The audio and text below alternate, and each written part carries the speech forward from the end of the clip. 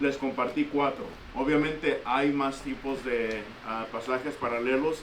Yo di los que considero más comunes, ¿verdad? Aquel en el que es una palabra que es importante y esa palabra se repite en diferentes textos. Ese es un tipo de texto paralelo, ¿verdad? Donde solamente la palabra es consistente en los diferentes textos, pero el pensamiento viene a ser diferente, o el significado viene a ser diferente.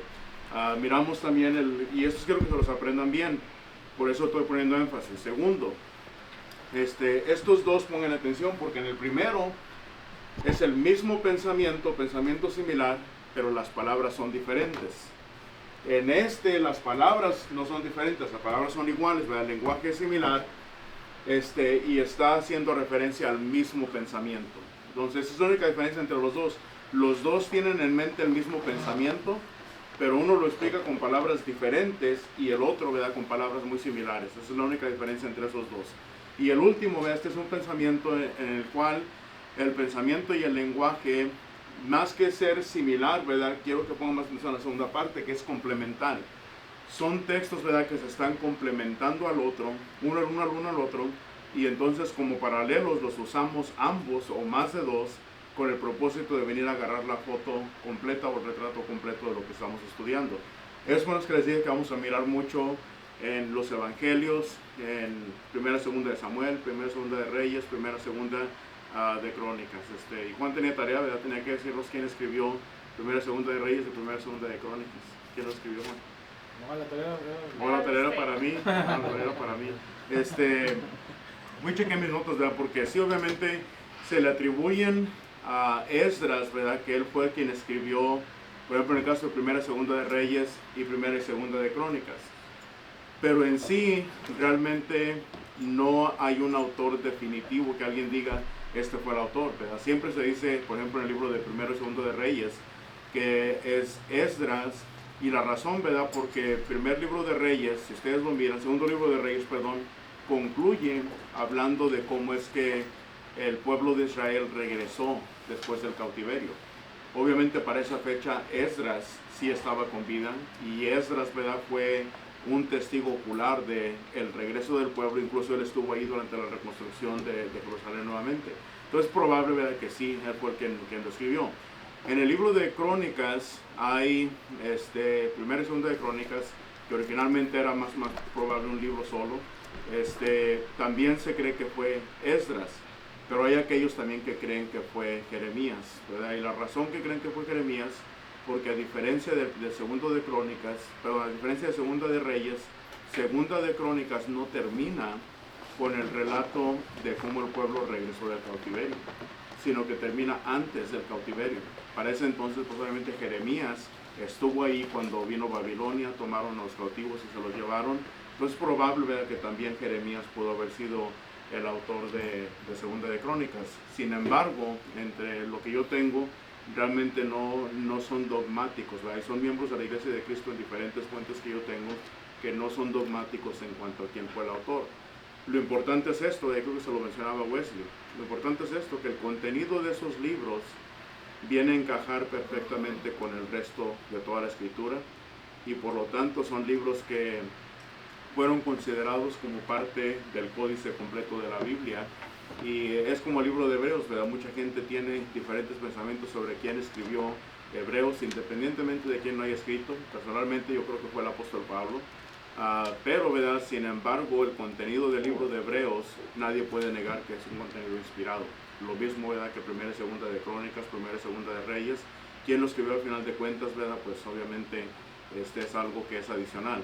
Pero esto vamos a tratar cuando hablemos ya de la parte general, ¿verdad? Porque otra duda también que existe sobre quién escribió el libro de Esther, ¿verdad? Unos dicen que fue Mardoqueo, hay quienes dicen que fue alguien más, pero pues obviamente vamos a llegar a eso más adelante. Pero eso es lo que tenía, solamente lo que yo encontré. Con eso en mente, entonces, esto sí quiero que se lo aprendan bien, ¿verdad? Aprendan a identificar con qué tipo de pasaje paralelo estamos lidiando.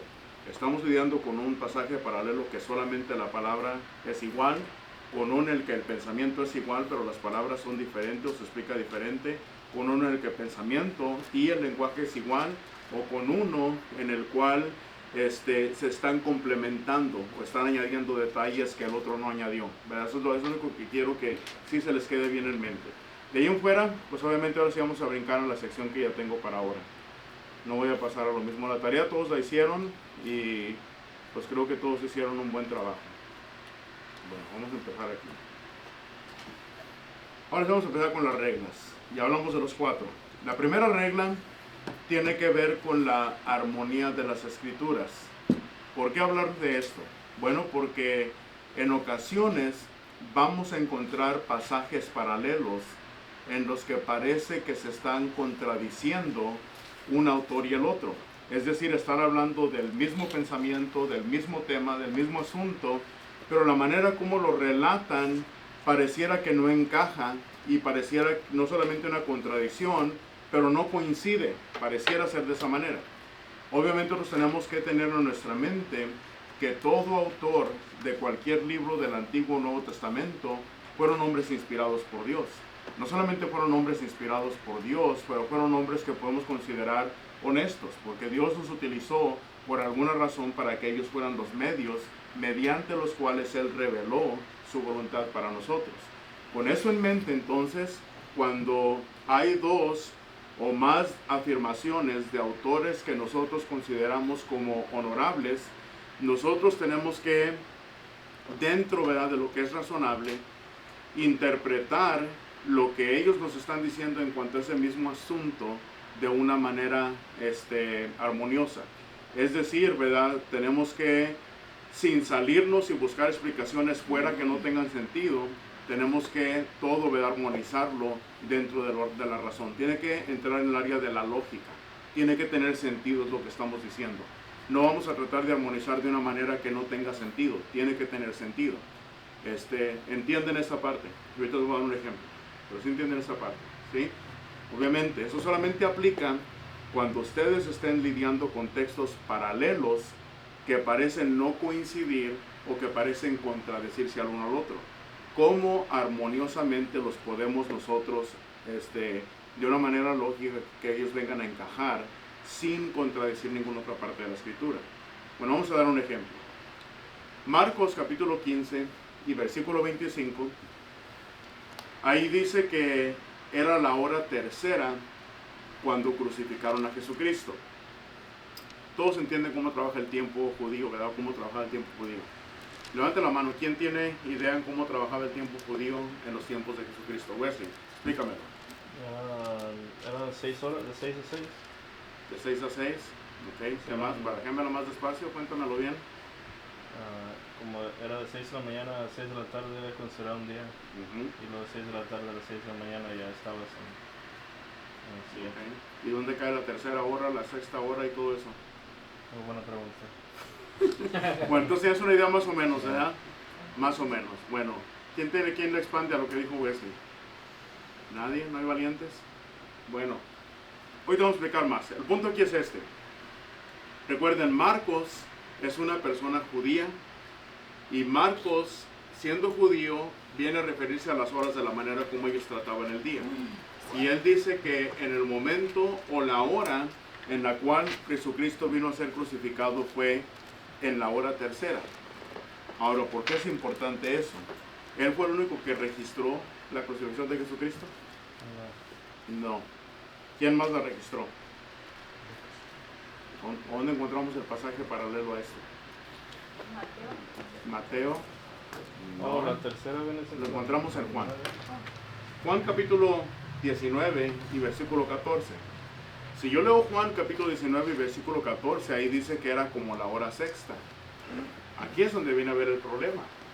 Porque recuerden, tenemos dos autores que nosotros consideramos son honorables, dos autores que consideramos son inspirados, y dos autores a quien Dios mediante el Espíritu Santo los estuvo guiando para darnos el mismo relato del mismo acontecimiento.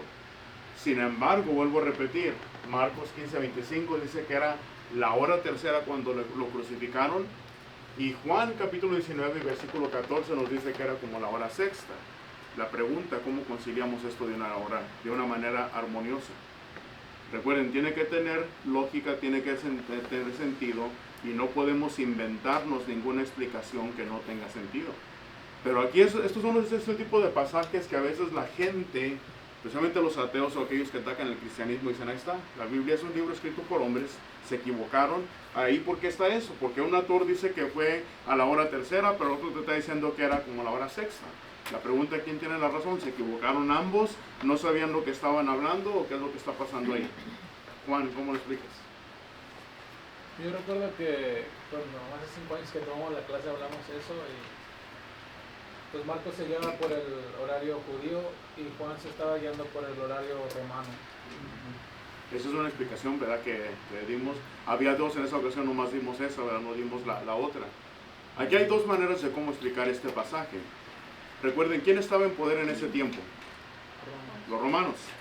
Si vamos a la historia de los romanos, ¿a qué horas comenzaba el día para el romano? Igual como comienza para nosotros, ¿verdad? A la medianoche. A la medianoche nosotros decimos a las 12 de la mañana, ahí comienza, por ejemplo, ahorita estamos a día 3 de agosto, pero a las 12 de la noche o 12 de la mañana, ahí comienza el 4 de agosto. Para los romanos era de esa manera, ellos comenzaban a las 6 de la mañana. Creo que es Adam Clark, si ustedes tienen el comentario de él en la aplicación de la Biblia, él es uno de los que se apega a esa explicación de decir de la que Marcos estaba siguiendo la hora judía, pero que Juan estaba siguiendo el número de horas mediante los romanos, ¿verdad? Que comienza a la medianoche. Es una manera de explicarlo, ¿verdad? Podemos entrar en ella, lo expliqué de esa manera la vez pasada. Hay otra manera también, como lo podemos explicar, diciendo, bueno, pero alguien puede decir, bueno, pero vamos a suponer que alguien nos diga, pero no puede ser posible porque ambos son judíos y ambos, ¿verdad?, tienen como propósito pues probar el mismo acontecimiento con la misma audiencia. Bueno, ¿cómo podríamos comprobar esto? Y aquí hay palabras clave que ahorita vamos a regresar. Primero que nada, vamos a mirar la división del día, que aquí fue lo que nos mencionó Wesley. El día judío aproximadamente comenzaba a las 6 de la mañana. Y desde las 6 de la mañana hasta las 6 de la tarde son 12 horas. Y ellos lo dividían ese día de 12 horas, así como hacían también la noche, en 4 cuartos, ¿verdad? Que ellos lo hacían 4 cuartos de 3 horas. Es decir, que de las 6 de la mañana a las 9 de la mañana sería el primer cuarto. Y eso ellos le llaman la mañana temprana o la primera vigilia. Pero luego ellos en el segundo cuarto, que es de las 9 de la mañana a las 12 de la tarde, ellos le llaman la hora tercera. Y esto, ¿verdad? Están incluyendo las 3 horas. La hora tercera incluye de las 9 de la mañana a las 12 del mediodía. Y luego el tercer cuarto comienza del mediodía a las 3 de la tarde y a eso ellos le llaman la hora sexta. Y luego finalmente el cuarto, ¿verdad?, para ser redundantes, de las 3 de la tarde a las 6 de la tarde es lo que ellos le llaman la hora novena, que es cuando ya se hace el sacrificio de la tarde, ¿verdad? Entonces, aquí teníamos el sacrificio de la mañana, que es cuando la iglesia es establecida en Hechos capítulo 2, y acá tenemos el sacrificio de la tarde, ¿sí, hermano? Es como cuando dijeron que él hablaba, que tomado, Ajá. como hablaban, ¿cómo pueden hablar si apenas esta es la hora? ¿Verdad? Cuando vino en Hechos. Era muy temprano, ¿verdad? Lo que Pedro estaba diciendo. Que Ahora, bueno, ya tenemos aquí esto. ¿Cómo conciliamos entonces? Porque recuerden, Marcos nos dice que cuando Jesucristo fue crucificado, ¿fue a qué horas? A la hora tercera. Lo que yo tengo que entender, bueno, él no necesariamente me está diciendo que era exactamente a las 9 de la mañana. Yo tengo que darle a él el beneficio de la duda que cuando habla de la hora tercera, como la mayoría del judío lo haría, se está refiriendo en este periodo de las 9 a las 12 del mediodía. Ahora, noten que cuando leemos a Juan, Juan no nos dice que era la hora, dice era cómo. Y ahí está la clave. Una palabra es lo que nos va a ayudar a entender. Juan nos dice que era como la hora sexta. Bueno, entonces entiendo que si Marcos me dice que era la hora tercera, puede ser cualquier horario entre las 9 a las 12 del mediodía. Y cuando Juan me dice que era como la hora sexta, quiere decir que era cerca de la hora sexta cuando comienza la hora sexta. De una manera lógica, entonces yo puedo argumentar que no se están contradiciendo. Simple y sencillamente ambos me están diciendo que la hora más posible era al mediodía.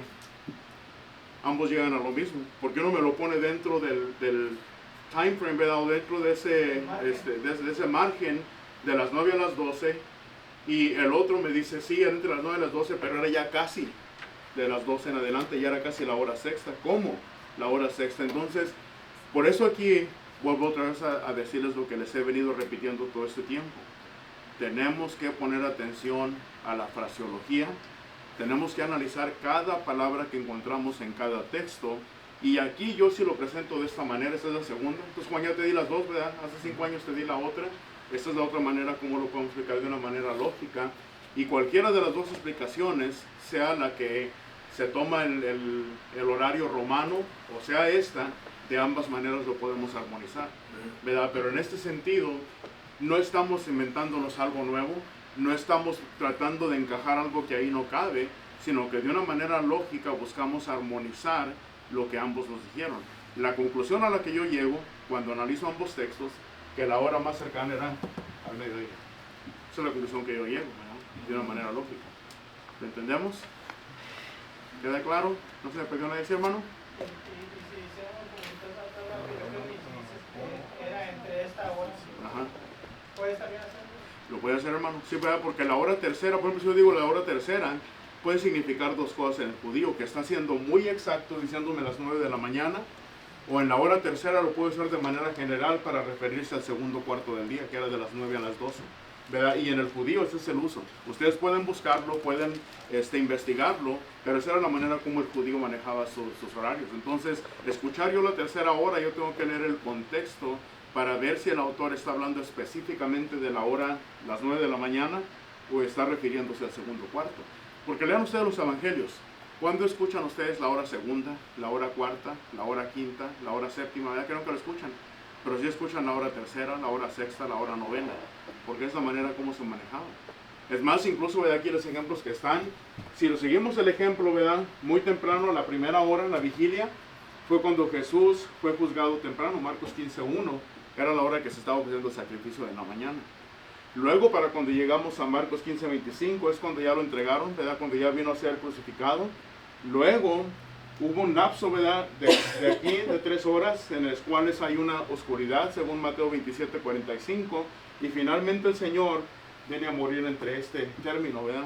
¿Por qué? Porque lo tuvieron que bajar rápido, porque recuerden, a las 6 de la tarde termina el día.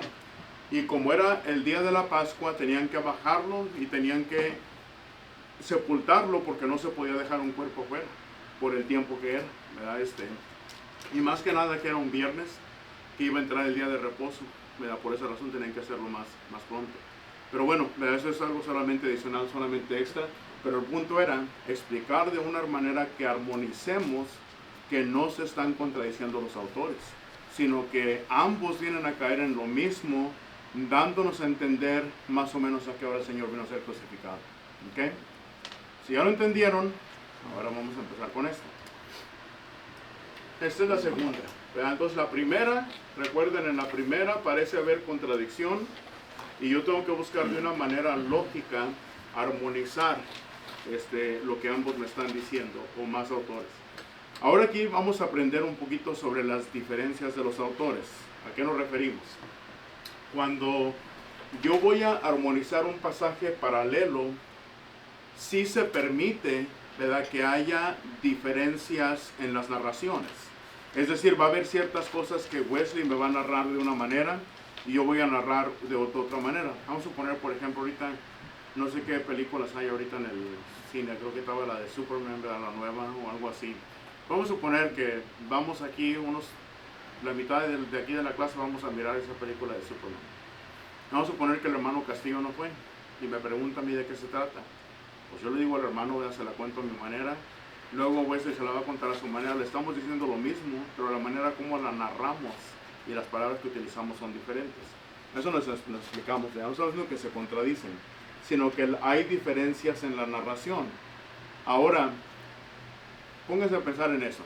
Si el hermano Castillo me pregunta a mí sobre esa película de Superman, hay probablemente cosas que yo le voy a decir que Wesley no le va a decir. pero hay cosas que Wesley le va a decir que yo no le dije. Aquí esto es donde va a entrar todo esto, ¿verdad? Diferentes narraciones y expresiones del pensamiento de diferentes autores, pero que se complementan entre sí. Ahorita que miremos un ejemplo, pienso que va a tener un poco más sentido. Ese es el ejemplo que yo utilicé. En Mateo capítulo 20 y el versículo 20, ahí me dice que, recuerdan cuando ya Jesucristo, bueno, obviamente aquí viene dice que la mamá de Zebedeo, o la mamá de los hijos de Zebedeo, perdón, ella vino y le pidió al Señor Jesucristo, le dijo, Señor, permite que en tu reino, cuando venga tu reino, ¿verdad? Que uno de mis hijos se siente a tu derecha y el otro se siente a tu izquierda. Bueno, Mateo me dice que la madre de los hijos de Zebedeo fue la que le pidió ese favor al Señor Jesucristo. Otra vez, esa es la versión de Juan. Pero si voy a Marcos, Marcos me dice que Jacobo y Juan, que eran los hijos de Zebedeo, ellos fueron los que se acercaron a Jesús y le pidieron esos lugares. La pregunta, ¿quién pidió el favor?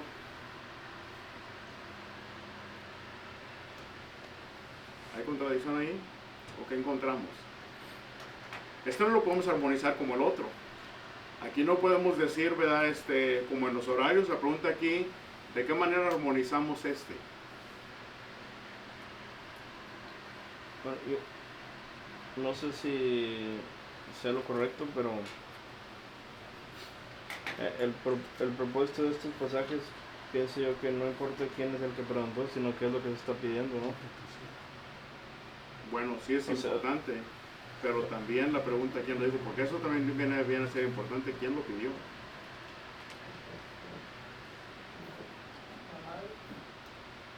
A ver, ¿quién vota que fue la mamá y quién vota que fueron los hijos?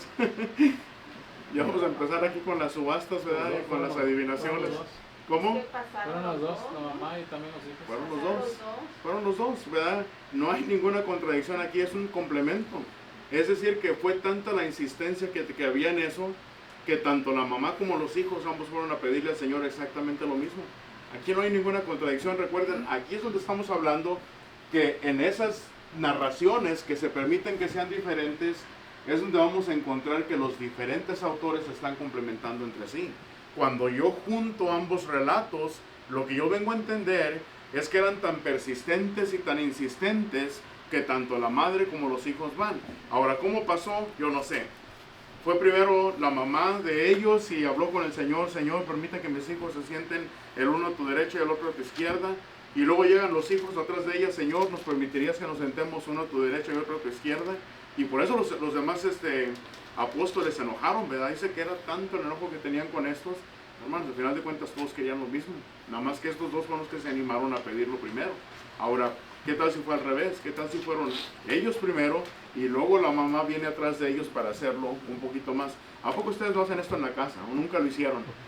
¿Verdad? Que queríamos algo y no nos animamos a preguntarle a papá o a mamá, pero nos ponemos de acuerdo con papá o con mamá y voy yo primero y luego mi mamá va y refuerza lo que yo quería. Los mismos pedimos lo mismo. Si lo podemos entender de esa manera, ¿por qué no podemos entender esto exactamente de la misma manera? Fueron ambos quienes lo pidieron. Tanto la mamá de ellos como ellos mismos, ambos se acercaron al Señor y le pidieron exactamente lo mismo. Está la insistencia. No hay ninguna contradicción. Entonces, vuelvo a repetir, ¿verdad?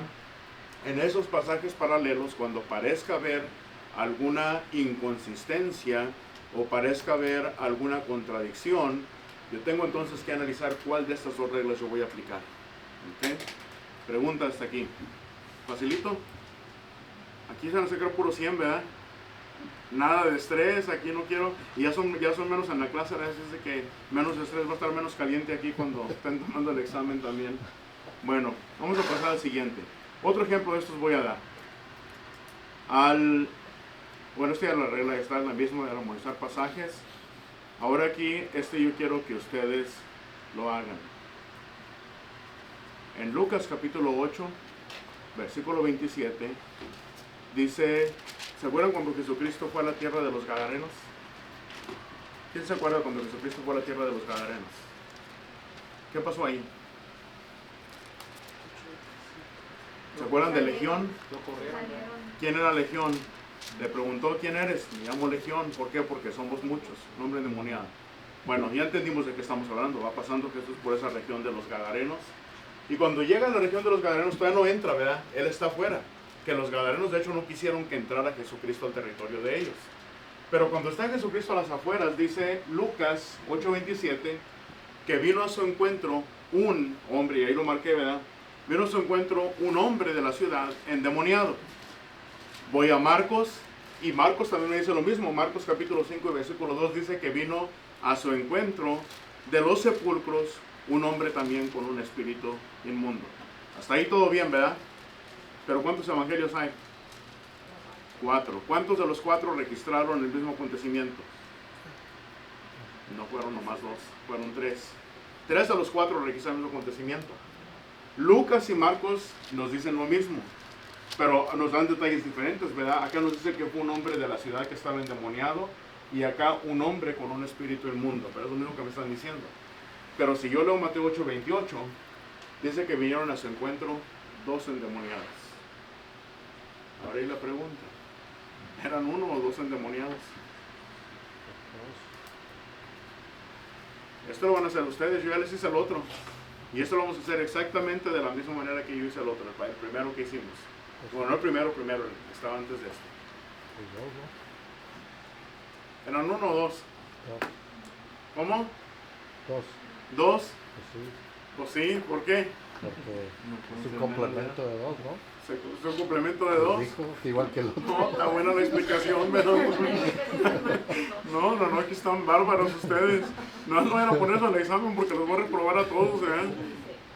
A ver, denme una explicación más bonita, ¿verdad? Eso de que se están complementando. Pues yo sé que están complementando, pero ¿cómo llegó a esa conclusión? Hay que leer Mateo 8:28. O pasó 2 veces Jesús ahí por la región de los Gadarenos, y la primera ocasión que pasó era 1, y luego fue a la segunda ocasión y eran 2. Habían 2, pero acá solo se menciona 1. No quiere decir que no había otro. Ok, no, también estaba la explicación. Híjole. A ver, Juan, ayúdales. A ver. Nadie va a querer responder. Nadie va a querer. Era una legión, eran muchos. Era una legión, eran muchos.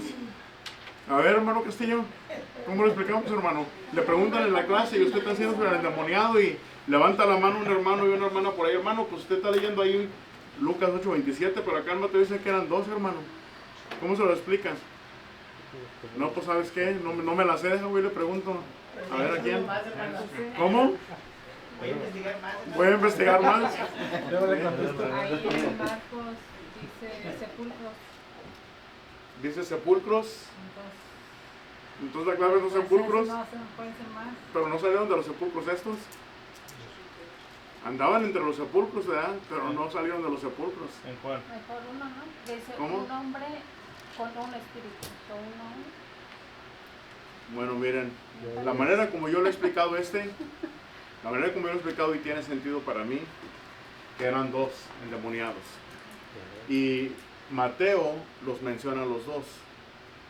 Pero lo que yo me vengo a pensar, ¿verdad? Que Lucas y Marcos se les quedó más plasmado el hombre que estaba peor de los 2.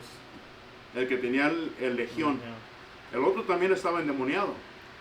Pero el otro no era tan atormentado como este. E incluso en este, si ustedes leen los registros de los 3, nos vienen a decir cómo lo ataban con cadenas. Estamos hablando de cadenas, ¿verdad? Como las que usa Juan y el hermano Jorge para el camión, y las rompía, ¿verdad? Como si nada, como si fuera un Sansón, ¿verdad? Del Antiguo Testamento.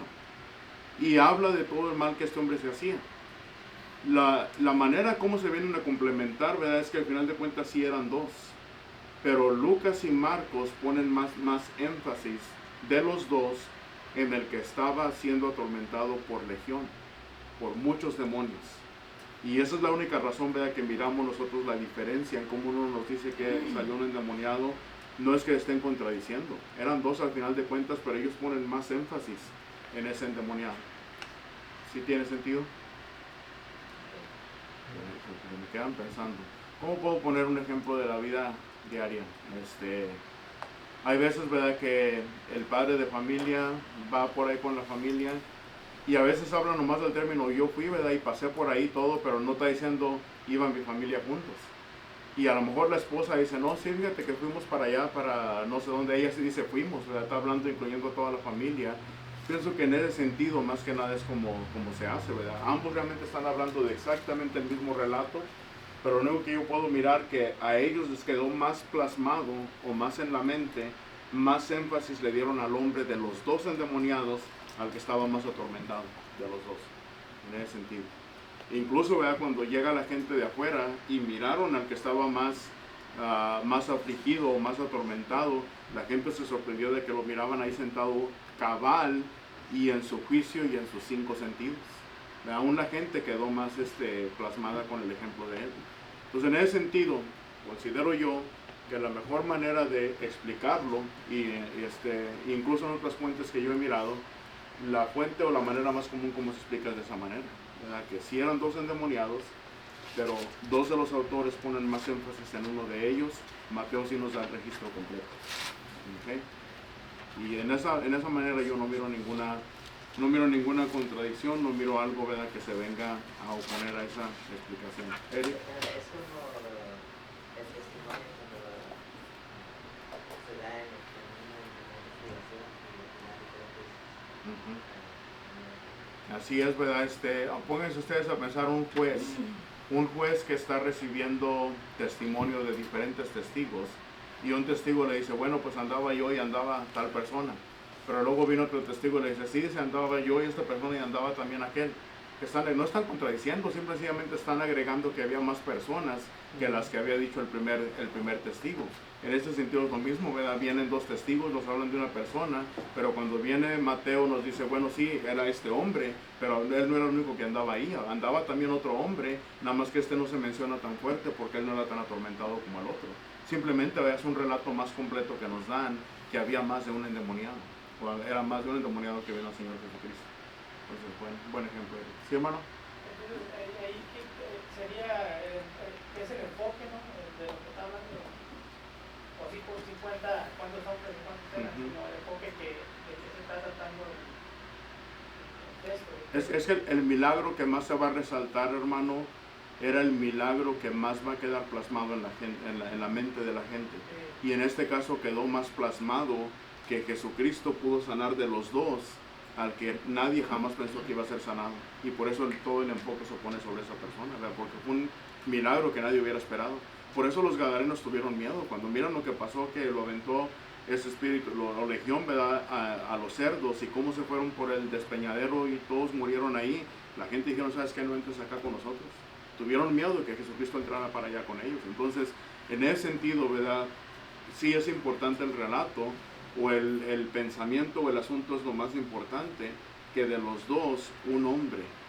El milagro que se hizo con él es un milagro que resalta mucho más. Y es lo que yo puedo mirar, ¿verdad?, de una manera más armoniosa. ¿Listos para la tarea? ¿Ya? Todavía no, espérense. Falta una tercera regla. Ahí llevamos 2. Ahora vamos a hablar de los pasajes paralelos explícitos. ¿Qué es explícito? Ya hablamos de esto. En detalle, ¿no? Directo. Completamente revelado, directo, algo en tantas palabras que lo entiendes y no te queda ninguna duda, ¿verdad? Bueno, va a haber ocasiones que vamos a encontrar 2 o más textos, 2 o más pasajes. Pero de entre esos 2 o más pasajes va a haber por lo menos uno de ellos que es más definido y más explícito que el otro o que los otros. Es decir, vamos a suponer que tengo 2 pasajes. Uno de ellos, ¿verdad?, es más general e indefinido.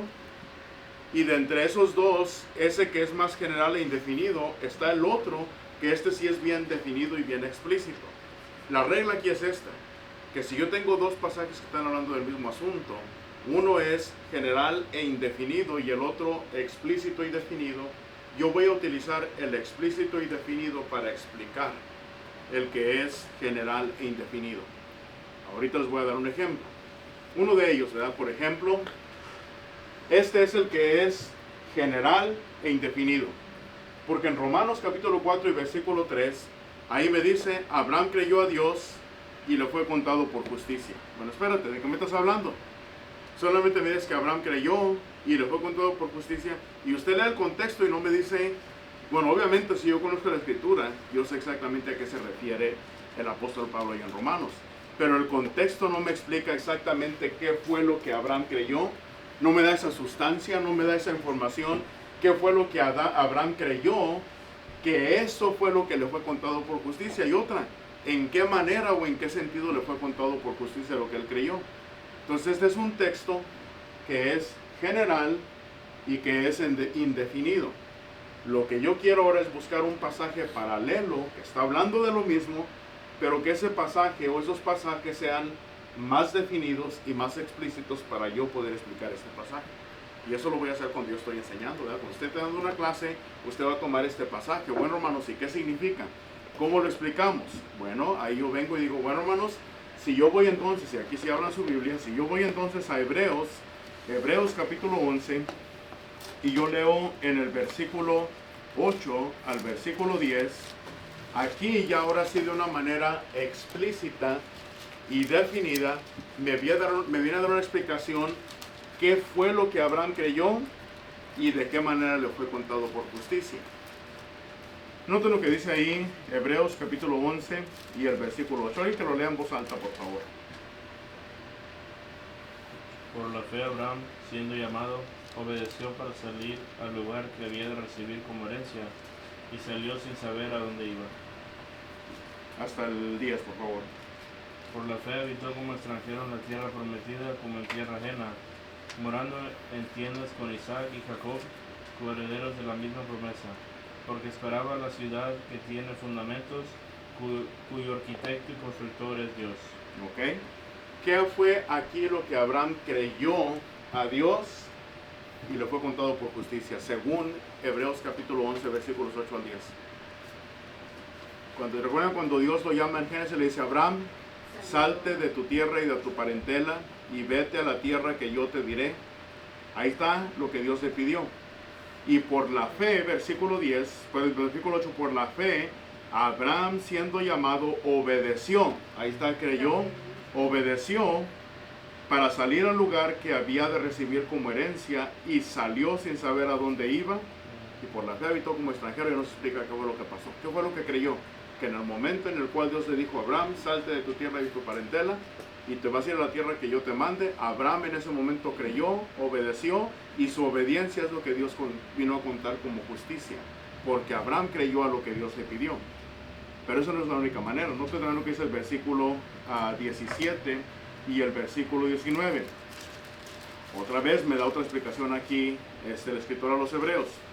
Por la fe, Abraham, cuando fue probado, ofreció a Isaac, y el que había recibido las promesas ofrecía su unigénito, habiéndosele dicho, en Isaac te será llamada descendencia, pensando que Dios es poderoso para levantar aún de entre los muertos, de donde en sentido figurado también le volvió a recibir. Entonces, ¿qué miro yo? Que Hebreos capítulo 11, versículos 8 al 10 y versículo 17 al 19, es un texto que es paralelo con Romanos capítulo 4, versículo 3. La diferencia entre los dos, que Hebreos es un texto explícito y definido que me explica el texto general e indefinido de Romanos capítulo 4, versículo 3. Me dice exactamente qué fue lo que Abraham creyó. ¿Qué creyó? Dos cosas. Que cuando Dios lo llamó para que se fuera a la tierra que él iba a mandar, él creyó y obedeció. Segundo, que cuando Dios le dijo, ofréceme a tu hijo, a tu único hijo quien tú amas, Abraham creyó y Abraham se lo ofreció. ¿Cómo se lo contó Dios por justicia? La obediencia que Abraham tuvo, eso es lo que Dios contó como justicia. Que Abraham en ambas ocasiones fue obediente. Entonces aquí ya tengo una explicación. Si esto no me queda claro, me busco otro pasaje que sea también explícito y definido. ¿Hay otro? Sí. ¿Hay otra parte de Hebreos? ¿Dónde? Nomás dígame por lo menos la epístola, ¿dónde lo encontramos? En Santiago hay otra.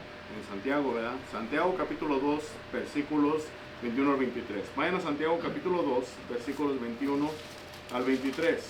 Y aquí otra vez es exactamente lo mismo, pero aquí Santiago me lo hace en forma de pregunta. Pero este es un texto que también es paralelo. Y aquí fíjense otra cosa. Cuando hablo de explorar no tienen que ser solamente dos, pueden ser tres, ¿verdad? Por ejemplo, en el caso de Lucas, Marcos y Mateo, aquí encontramos Romanos, Hebreos y Santiago, tres textos paralelos. Noten lo que dice ahí Santiago capítulo 2, versículo 21. ¿No fue justificado por las obras Abraham nuestro padre cuando ofreció a su hijo Isaac sobre el altar? Lo mismo que decía Hebreos, ¿verdad? Versículo 17 al 19. Versículo 22, ¿no ves que la fe actuó juntamente con sus obras y que la fe se perfeccionó por las obras? Y se cumplió la escritura que dice, Abraham creyó a Dios y le fue contado por justicia y fue llamado amigo de Dios. Entonces estos dos textos yo los puedo considerar como textos paralelos que son explícitos y que son definidos. Y de estos tres, este es mi texto que es general e indefinido. ¿Quedó claro eso? Facilita esas reglas, ¿verdad? Para los pasajes paralelos. ¿Ok? Bueno, vamos a continuar. Bueno, Ajá. como ese versículo que yo ahorita está hablando de confiar en Dios, ¿no? Ajá. Bueno, confiar lo que Dios pide, obedecer lo que Él nos manda y llevarlo por obra. Abraham confió en Dios, ¿verdad? Y, bueno, tiene que decir lo mismo que Abraham, Ujú. o puede ser algo como lo que nos dice Cristo, dice, en el mundo sentirás aflicción, pero confiar en mí, quiero decir en mí. Bueno, ahí está la confianza en un sentido diferente, ¿verdad? Confiar en la protección y en la providencia de Dios para cuidarnos en cualquier situación. Aquí la confianza es diferente, aquí la confianza está hablando en un sentido de obediencia, que yo tengo que confiar la palabra de Dios al punto de que yo estoy dispuesto a obedecerla. Pero entonces es un diferente uso de la palabra confianza. También son textos paralelos que usan la misma palabra, pero aquí el pensamiento es diferente, ¿verdad? O el significado es diferente, perdón. Es el primero que miramos, ¿de acuerdo? Es el primer tipo de paralelo que analizamos. Tiene que tener cuidado ahí en esa forma de navegar. Exactamente. Ahora, tiene que tener cuidado en dos cosas. Recuerda, le dije al principio, acuérdese bien los 4 tipos de pasajes paralelos. Porque lo primero que usted tiene que hacer es identificar cuál de los 4 estamos lidiando. Segundo, una vez que yo ya sé con qué tipo de pasaje paralelo estoy lidiando, la pregunta ahora, ¿qué regla o reglas de estos textos paralelos yo voy a aplicar para poder obtener el significado correcto de esos textos paralelos? Entonces, hay veces que hacemos eso, y cuando estamos predicando y no sabemos esto, hacemos eso. O lo hacemos, hermano, o no se hace correctamente y se da una explicación a la iglesia que no es una explicación correcta. Okay. Sí, Eso o sea, es lo que uno trata de evitar, ¿verdad? Sí, Como ahorita que estamos aprendiendo eso, pues uno puede decir, voy a poner este versículo es paralelo a esto, pero no está hablando de esa misma. ahí es donde de repente comenzamos, dice alguien por ahí, comenzamos a cantinflear, ¿verdad? Porque estamos diciendo cosas que pues a veces no son, ¿verdad? No, usamos textos porque tienen la misma palabra, pero no consideramos, ¿verdad? Realmente lo que ellos están hablando. Y por eso la iglesia a veces, hermanos, es mal instruida, porque estas reglas parecen sencillas y todo, pero son sumamente importantes. Porque a mí, por ejemplo, en este caso, ya si, y cualquiera de ustedes, si algún hermano en una ocasión les dice, hermano, ¿me puede explicar Romanos 4:3? En mi mente yo tengo que decir, bueno, sí, claro que sí, ¿verdad? Este es un texto que es general y es indefinido, pero hay textos que son explícitos y son definidos, y yo los puedo utilizar para explicar ese texto. Los leemos y ¿qué hago yo? Ya no es mi explicación, sino que yo voy a la escritura y yo dejo que un texto específico, explícito y definido le dé la explicación que el hermano o la hermana me está pidiendo. Y eso es lo que yo quiero hacer. Yo quiero tratar que sean menos mis palabras y que sea más la palabra de Dios que esté hablando. Y aquí vuelvo a poner el énfasis que yo les he estado diciendo. Yo les puedo enseñar todas estas reglas y ustedes pueden aprender todos estos principios, pero si ustedes no conocen la palabra de Dios, de nada les van a servir los principios. Eso implica que yo, además de esto, yo todos los días tengo que estar leyendo la palabra de Dios. Yo personalmente, hermanos, cada año hago un plan cronológico de la Biblia, porque eso me mantiene disciplinado a estarla leyendo siempre, a estarme acordando siempre, a tenerla bien en mi mente, y cuando yo estoy enseñando o predicando, yo puedo pensar rápido, no de un ejemplo del mundo, sino de un ejemplo bíblico para que la iglesia sea edificada en la fe del Señor. Pero entonces ya cuando combino tanto los principios como el conocimiento de la palabra de Dios, yo voy a ser de beneficio para la iglesia. De otra manera, es como darle a un niño un cuchillo y agárrese, porque ese niño puede hacer daño con ese cuchillo. Y ese es el problema, que hay muchos hermanos que están como predicadores y son niños con un cuchillo, que están dañando a la iglesia porque no se le está dando a la iglesia un conocimiento que la iglesia necesita. ¿verdad? Por eso la iglesia se encuentra en la situación que estamos, que muchas divisiones a veces por asuntos que pueden ser simples, ¿verdad? Sencillos o fáciles de arreglar. Preguntas técnicas, ¿no? Tercera regla, pasajes paralelos donde estábamos, ¿verdad? Ahora, aquí hay otra regla. La palabra de Dios, la manera como la entendemos, que Dios conforme fue avanzando el tiempo, fue revelando más y más conocimiento, ¿verdad? Por ejemplo, cuando Dios saca al pueblo de Israel, en el tiempo patriarcal no había una ley escrita, pero ya en el tiempo de Moisés hay una ley escrita, y esa ley escrita miramos que se revela por lo menos el Pentateuco. ¿Cuál es el Pentateuco? Los primeros 5 libros de la Biblia: Mateo, Marcos, Lucas y Juan. No. Génesis, Éxodo, Levítico, a ver si estaban despiertos. Génesis, Levítico, Números, Deuteronomio. Ya las vitaminas me andan fallando, ¿verdad? Es que ya casi llega la hora, ya aquí ando, ¿cómo se llama? En fumes, como dicen, ya se está acabando la gasolina. Pero bueno, Génesis, Éxodo, Levítico, Números y Deuteronomio. Ahí estamos, los primeros 5. Y hasta ahí solamente Dios reveló en el principio, por medio de Moisés. Pero más tarde vienen profetas. Y Dios comienza a añadir más revelación.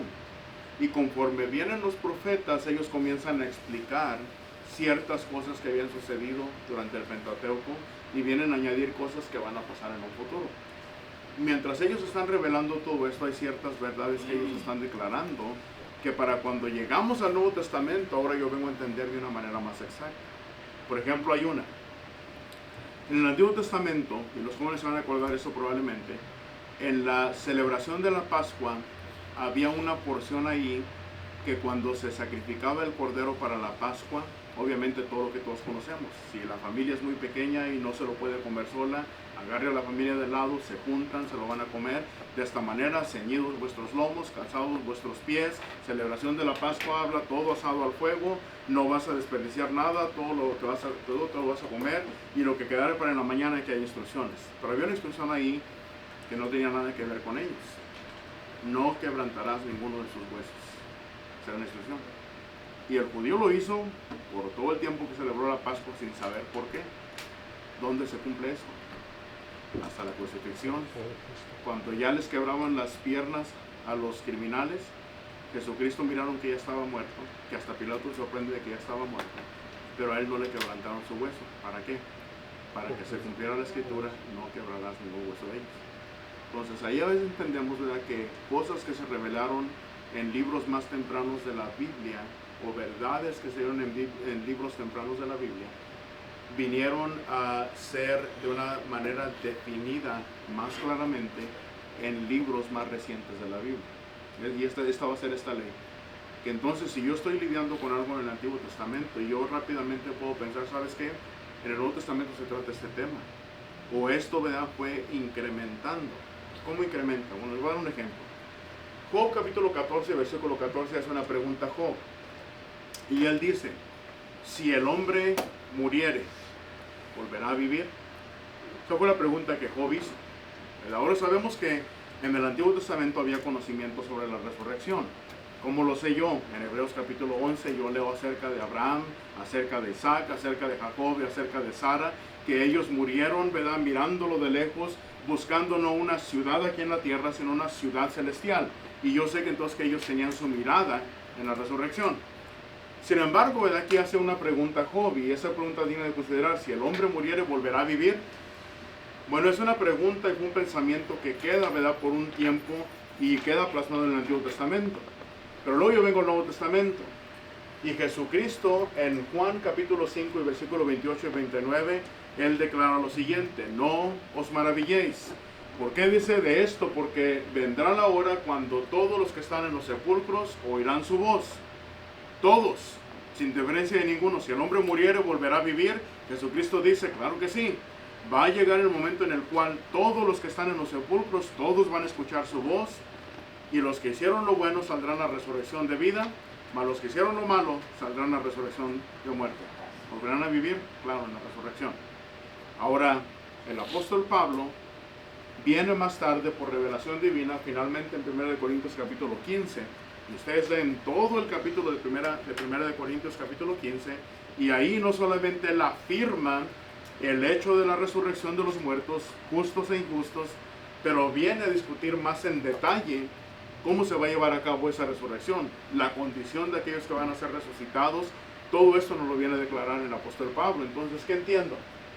Que en estos pasajes paralelos explícitos, el más explícito van a ser estos, que otra vez lo mismo, pero vienen a ir añadiendo de una manera incremental, se va añadiendo revelación. Y entonces yo puedo dar un estudio también de esa manera a la iglesia. Comienzo con un tema que fue tratado por primera vez en el Antiguo Testamento, la resurrección, podemos empezar, y luego yo de ahí comienzo a mirar conforme la revelación fue siendo dada, qué más información se nos agregó en cuanto a este tema específico, y de esa manera yo doy a la iglesia una enseñanza más completa sobre un tema específico. Y voy usando temas que van relacionados con todo esto. ¿Queda claro? Facilito, ¿eh? Bueno, ya me lo llega la tarea, agárrense.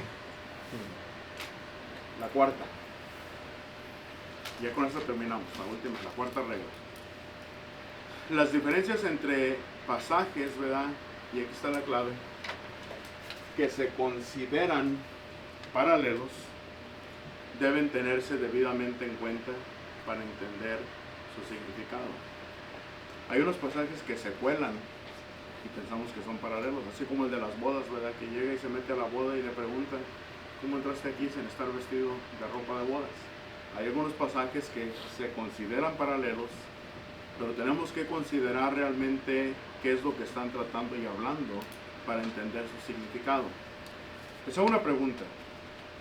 En el Nuevo Testamento, específicamente en los Evangelios, se usa mucho la frase los primeros y postreros. ¿Qué significa esa frase, los primeros y postreros? First and last. ¿Ah? Primero y el último. First and last, ya. ¿Pero qué lo aplicamos?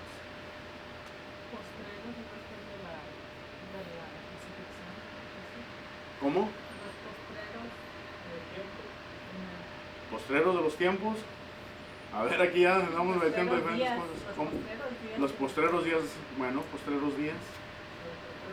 Son los de el futuro. Bueno, El futuro. Habla del tiempo y de las personas. del tiempo y de las personas, ok. Entonces eso implica que no todos los textos que hablan de primeros y postreros están hablando de lo mismo, ¿verdad? Podrán ser paralelos en el sentido de que son coincidentes en unas mismas palabras, pero la manera como esas palabras son utilizadas es completamente diferente. ¿Estamos de acuerdo con ello? Miren, por ejemplo, vayan conmigo, vamos a leer Mateo capítulo 19 y el versículo 30. Mateo capítulo 19 y versículo 30. El que lo tenga, por favor, léalo en voz alta. Y aquí vamos a aplicar un poquito qué conocimiento tenemos nosotros de todos estos pasajes y contextos. Mateo 19, 30. El que lo tenga, por favor. Pero Los primeros serán postreros y postreros primeros. Ok, ¿y a qué se refiere ahí? ¿Dónde está la clave? ¿Están ahí? Miren lo que dice Mateo capítulo 19 y versículo 27. Mateo 19, 27 dice, entonces respondiendo Pedro le dijo, he aquí nosotros lo hemos dejado todo y te hemos seguido a ti, ¿qué pues tendremos? Es la pregunta de Pedro, ¿verdad? Señor, nosotros hemos sacrificado cosas aquí en el mundo, hemos dejado nuestros deseos, perseguir nuestras metas, nuestros asuntos, lo hemos dejado todo, Señor, y lo hemos sacrificado para seguirte a ti. ¿Qué pues tendremos? Versículo 28, Jesús les dijo, de cierto os digo que en la regeneración, ¿cuándo es la regeneración? Ahorita ya es la regeneración, cuando el Hijo del Hombre se sienta en su trono. Está hablando de Jesucristo. ¿Dónde está Jesucristo ahorita? Sentado en su trono de gloria, sentado a la diestra de Dios. En la regeneración, cuando el Hijo del Hombre se sienta en su trono de gloria, vosotros que me habéis seguido, también os sentaréis sobre 12 tronos para juzgar a las 12 tribus de Israel. Y cualquiera que haya dejado casas, o hermanos o hermanas, o padre o madre, o mujer e hijos, o tierras por mi nombre, recibirá 100 veces más y heredará la vida eterna. Y ahora sí, con ese contexto, leemos el versículo 30. Pero muchos primeros serán postreros y postreros primeros. Ahora sí, ¿qué lo aplico? Ya les di el contexto. Ahora sí, ¿quiénes son los postreros y quiénes son los primeros? Sí, pero ¿en qué sentido? Que ellos ya murieron. No, por ahí vamos, por ahí vamos. porque ellos ya están Porque ellos fueron gozando, los primeros, hermano, ¿no? y nosotros todavía seremos. Porque ellos fueron los que comenzaron. Recuerden el contexto. Ellos le hicieron una pregunta al Señor. Señor, he aquí nosotros lo hemos dejado todo para seguirte. ¿Qué pues tendremos? Ese es el punto principal de esta conversación.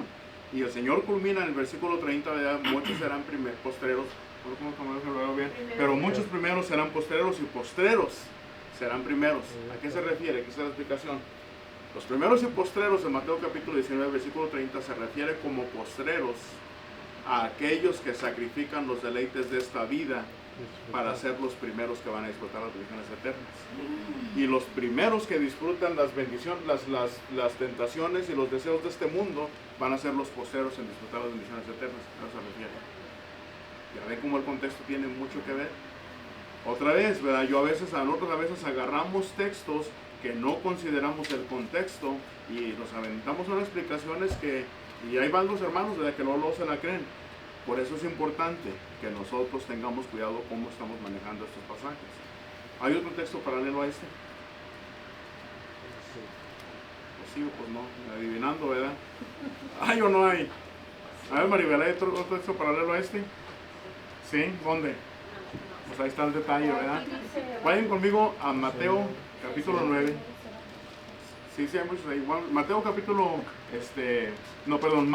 Marcos capítulo 9 y el versículo 35. Y luego ya ahorita leemos el contexto. Marcos capítulo 9 y el versículo 35.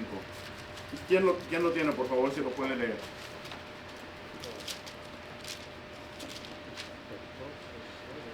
Entonces él se sentó y llamó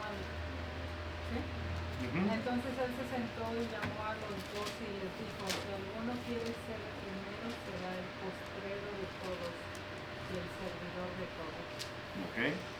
Ahora está hablando ahí de lo primero, otra vez y lo postrero. Pero la pregunta de qué está hablando ahí ahora. Y ustedes van al versículo 33 y otra vez está hablando con los apóstoles. Recuerden, en Mateo capítulo 19, versículo 30 estaba hablando con los apóstoles. Aquí otra vez está hablando con los apóstoles. Y otra vez menciona los primeros y postreros, pero no en el mismo sentido que lo mencionó en Mateo capítulo 19. Aquí la conversación es diferente. Y ustedes vieron el versículo 33 y dice, llegó a Capernaum y cuando estuvo en casa les preguntó, ¿qué disputabais entre vosotros en el camino? ¿Por qué se venían peleando en el camino? Esto que le está preguntando, ¿por qué venían alegando en el camino?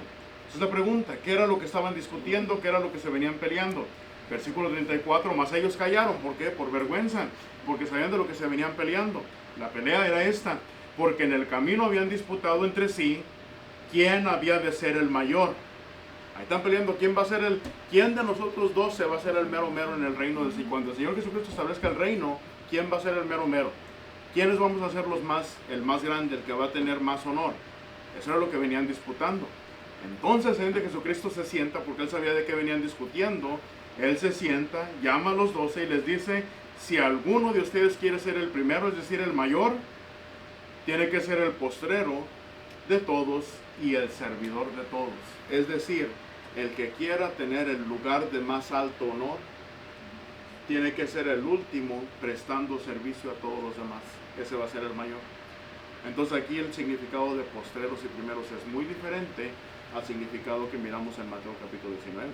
Y tiene que ver con la humildad y con el servicio, que es lo que va a garantizar que delante de Dios, porque servimos a la iglesia, vamos a tener un lugar de honor. Aquí lo cambia completamente. Misma fraseología, mismas palabras, pero un significado completamente diferente. Y si todavía le quieren agregar otro, vamos para Lucas capítulo 13 y el versículo 30, y otra vez encontramos otra vez la misma frase. Lucas capítulo 13 y el versículo 30. No se preocupen, esto ahorita terminando la clase, yo les voy a mandar todo esto. ¿Verdad? Ya lo tengo escrito, nomás es de agarrarlo y mandárselos para que lo tengan. Lucas capítulo 13 y versículo 30. El que lo tenga, por favor. Y aquí hay postreros que será primeros y primeros que serán postreros. Ok, ¿y a qué se refiere ahí? Que los últimos que están ahí serán los primeros allá, ¿Dónde? en el cielo. ¿En el cielo? ¿Sí, no? ¿A eso se refiere? Pues le pregunto yo. A ver, pues no, es que yo estoy preguntando a ustedes. Ya les enseñé cómo se analiza. Oh, dice, y aquí hay postreros, que será primero. Déjame ver el contexto. Bueno, pues ándale, ahora sí vamos aprendiendo. ¿Dónde está el contexto? Hay que analizar el contexto. A ver, Avi. Uno se obedece, ¿no? La palabra y uno se queda en otro se retira. Unos se quedan, otros se retiran. Ok. ¿Será eso? ¿O lo investigamos todos juntos? Sí, lo investigamos, ¿verdad? Sí, bueno. Vamos a mirar, primero que nada. ¿Dónde empieza el contexto aquí? El 22. El 22. Comienza desde el 22. Vamos a ver desde el 22. ¿Qué es el problema ahí? Va pasando por las ciudades y las aldeas, va enseñando, encaminándose a Jerusalén, y alguien le hace una pregunta. Es más, ustedes van a acordar que hice este sermón hace algunos poquitas semanas, meses, ¿verdad? Son pocos los que se salvan. Es una pregunta importante, Señor, ¿son pocos los que se salvan? ¿Cuál fue la respuesta del Señor? Dice, y les dijo, esforzaos a entrar por la puerta angosta, porque os digo que muchos procurarán entrar en ella y no podrán. Después que el padre de familia se haya levantado y cerrado la puerta, y estando fuera empecéis a llamar a la puerta, diciendo, Señor, Señor, ábrenos. Y él respondiendo os diga, no sé de dónde sois. Entonces comenzaréis a decir, delante de ti hemos comido y bebido, y en nuestras plazas enseñaste. Pero os dirá, os digo que no sé de dónde sois, apartaos de mí todos vosotros, hacedores de maldad. Allí será el lloro y el crujir de dientes, cuando veáis a Abraham. Ahí está la clave, el versículo 28. Allí será el llanto y el crujir de dientes cuando veáis a Abraham, a Isaac, a Jacob y a todos los profetas del reino de Dios, y vosotros estéis excluidos. ¿A quién está hablando ahí? ¿Con quién está hablando? Los que ya están. Ahí está refiriéndose a los judíos. Ahí está hablando con judíos. Ustedes como judíos, el pueblo de Dios, va a llegar el día y va a ser el llanto y el crujir de dientes cuando ustedes como judíos, en quienes ustedes tienen orgullo, ustedes se enorgullecen que son hijos de Abraham, que son descendientes de Isaac y de Jacob, y los vean a ellos y a todos los profetas en el reino de Dios. ¿Cuál es el reino de Dios? La iglesia. Y cuando ustedes vean a todos ellos en el reino de Dios y ustedes sean excluidos, versículo 29, porque vendrán del oriente y del occidente y del norte y del sur. ¿De quién está hablando ahí? De los gentiles. Ahí está hablando de los gentiles. Son los que van a venir del norte, del oriente, del norte y del sur, y se sentarán a la mesa en el reino de Dios. Y aquí hay postreros que serán primeros y primeros que serán postreros. Los postreros que serán primeros son los gentiles, que fueron los últimos en escuchar el evangelio y el reino para entrar a la iglesia, y van a ser los primeros que van a entrar a la iglesia.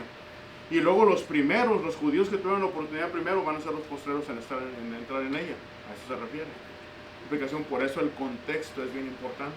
Entonces, ¿qué encontré? Que aquí encontré 3 textos que no los consideramos como paralelos, que usan las mismas palabras, pero cuando yo analizo el contexto de cada uno de ellos, el significado es completamente diferente. Aquí no es como la palabra cristianos, ¿verdad? ¿Se acuerdan? Que la palabra cristiano era la misma palabra que se repetía, pero estaba hablando de lo mismo, cristianos al final de cuentas. Pero aquí, ¿verdad? Sí está hablando de primeros y postreros en sentidos completamente diferentes. Entonces eso es lo que tenemos que tener cuidado, ¿verdad? Que parece ser como el primer tipo de paralelo, pero no es el primer tipo de paralelo. ¿Okay? Bueno, es marcapatito, ¿verdad? Podemos decir marcapatito del primer tipo de paralelo. Ahí está la tarea. Ustedes me van a enseñar Mateo capítulo 20, versículo 16. Ahí también usa la misma frase, postreros y primeros. Lo van a analizar, pero quiero que me lo expliquen de esta manera. Pongan atención antes de que lo escriban. Quiero que me lo expliquen de esta manera como lo hice yo ahorita. Me van a decir dónde comienza el contexto de Mateo capítulo 20, versículo 16.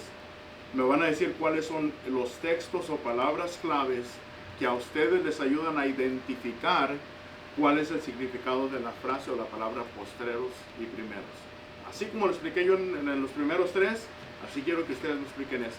No nomás me digan, aquí los postreros son estos y los primeros son aquellos, porque no se los voy a contar la tarea. Quiero que me lo expliquen bien, ¿verdad? Porque si ustedes están dando clase, sea una hermana en una clase de damas o en una clase de niños, y le pregunten, usted tiene que dar una explicación bien dada. Entonces la tarea también quiere una explicación bien dada y bien específica. ¿Okay? ¿Para identificar qué dice? ¿Cómo? Tienes que identificar el contexto, tienes que identificar cuáles son los textos o palabras claves, y entonces ahora sí explicarlo. Ahora, si necesitan ayuda, no me vayan a contactar hasta el viernes y decir, hermano, es que no lo entendí. O sea, ya ves que a algunos no les voy a poder ayudar, pues yo también me ocupo, ¿verdad? Tengo cosas, tengo tareas, tengo estudios, tengo trabajo, tengo muchas cosas. Si necesitan ayuda, entre más temprano empiecen, pues yo les puedo ayudar, pero no me vayan a pedir ayuda ya el viernes a las 7 de la tarde, porque pues ahí ya no les voy a ayudar, aunque yo quiera, ¿verdad? Ya no puedo ayudarles a las 7 de la tarde el viernes. Entonces, otra vez, ¿cuándo esa tarea la tienen que entregar? El viernes a las 8 o más tardar. Y de aquí en adelante, ¿verdad? Y si te vas a acercando el tiempo, tareas no entregadas, ahorita empezamos con un punto. Ya cuando falte unas 2 semanas para el examen, van a ser 2 puntos por cada tarea no entregada. Y no les digo ahorita, ¿ok? También son importantes las tareas, porque yo me voy a dar cuenta si ustedes van entendiendo esto. La manera como me explican la tarea, es como yo me voy a dar cuenta. Bueno, pues aquí terminamos. Tenía todavía un poquito más. Esto se los voy a dejar para que lo consideren. ¿O quieren que me dan 5 minutos más y se lo explico ¿Sí? ¿Todos de acuerdo? 5 minutos más. Bueno, vamos a hablar de las diferencias esenciales. Hey, acá muchos me dijeron que sí. ¿Ustedes no o qué? No, sí, está bien. Sí, no. No, hombre, no. ¿También quieren vitamina? Punto extra. 5 puntos extras. Hey, yo un señor que se quiera ir, vaya haciéndole. Bueno, ahora sí, la diferencia esencial entre pasajes que se consideran paralelos es el mismo de que ya veníamos hablando ahorita. ¿Saben qué? Se los voy a dejar de tarea. Aquí está la tarea. Miren, y así se van bien rápido. Esta va a ser la tarea adicional a la otra. En Filipenses 2:6, ahí se presenta a Jesucristo, ¿verdad? Dice, siendo igual a Dios, no estimó el ser igual a Dios como cosa que aferrarse, sino que se despojó a sí mismo, tomó forma de siervo y hecho semejante a los hombres. Bueno, habla todo eso, pero el punto es que Filipenses 2:6 me dice que Jesucristo, siendo igual a Dios, es igual a Dios, ¿verdad? Lo que me dice Filipenses 2:6. Juan capítulo 1, versículo 1 lo corrobora. En el principio era el verbo, y el verbo era con Dios, y el verbo era Dios. Ahí igual, no hay diferencia entre el Hijo y el Padre. Sin embargo, cuando Juan también, me escribe más adelante en el capítulo 14, versículo 28, registra las palabras del Señor Jesucristo cuando Él dice, el Padre es mayor que yo. Espérate. ¿Que no dice en Filipenses 2:6 que siendo igual a Dios? Y no dice aquí que Él era con el Padre, o era con Dios y era Dios. ¿Cómo concilio yo eso? Esa es la tarea. Están despedidos ahora sí. Vámonos. Ya acabamos. Menos de 5 minutos. Y gracias a Miguel, díganle gracias a Miguel. Si la sacamos bien, nos das un punto extra en el examen. Si esta me la explican bien, pero bien explicada, a mi satisfacción, a mi estándar, les doy 5 puntos extras en el examen. 5 puntos extras. Si me la entregan bien, a mi satisfacción, ¿verdad? Y aquí no me van a pedir ayuda, que hermano no lo entiendo, esta no les voy a ayudar, están ustedes solitos. Y gracias a Miguel otra vez, me da si me la explican bien, les voy a dar 5 puntos en el examen. Así es de que, gracias Miguel, Dios los bendiga. Estamos despedidos. Nos miramos el próximo domingo a la misma hora y por el mismo canal. Porque el de unas quiere con unas orejillas de burro. Y ahorita les voy a mandar el PDF. Más